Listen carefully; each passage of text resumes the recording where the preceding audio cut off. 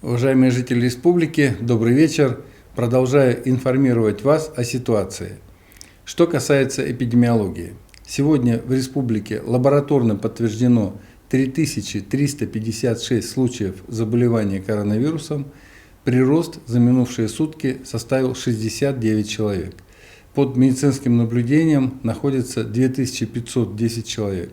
Выздоровело 1549 человек. И за сутки выздоровело всего 9 человек, это очень мало.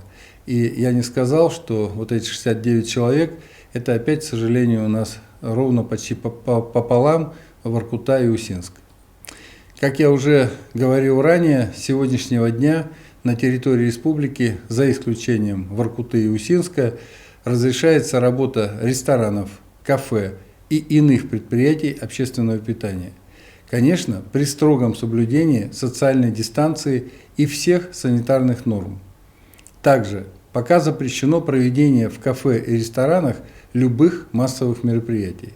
Прошу отнестись к этому с пониманием.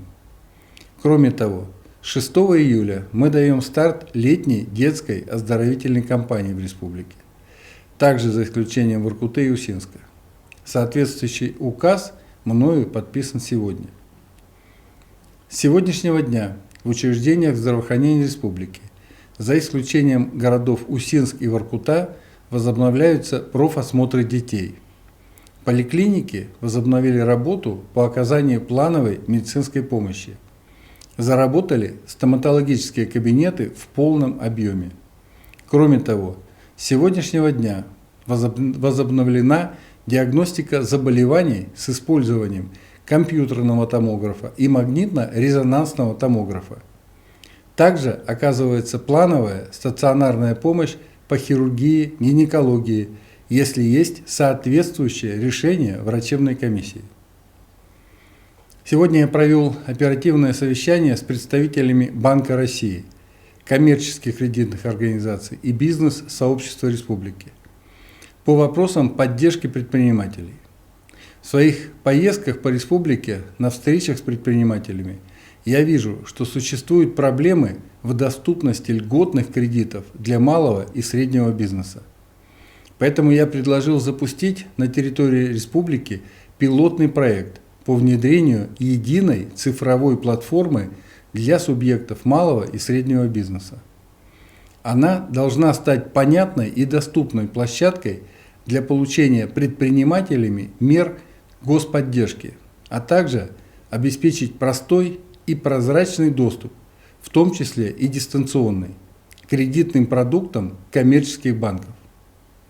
Система позволит видеть статистику как положительных решений, так и отказов в выдаче кредитов, причины отклонения заявок, а также оказывать консультативную поддержку предпринимателям по каждому отказанному случаю. Я также дал поручение Минэкономики КОМИ создать единый центр мониторинга эффективности оказания мер поддержки предпринимателям республики.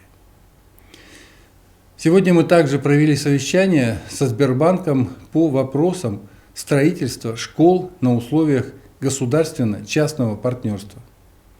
Строительство новых школ необходимо для того, чтобы ликвидировать обучение во вторую смену, чтобы все дети республики учились в достойных и комфортных условиях, независимо от того, в городе или на селе проживает ребенок.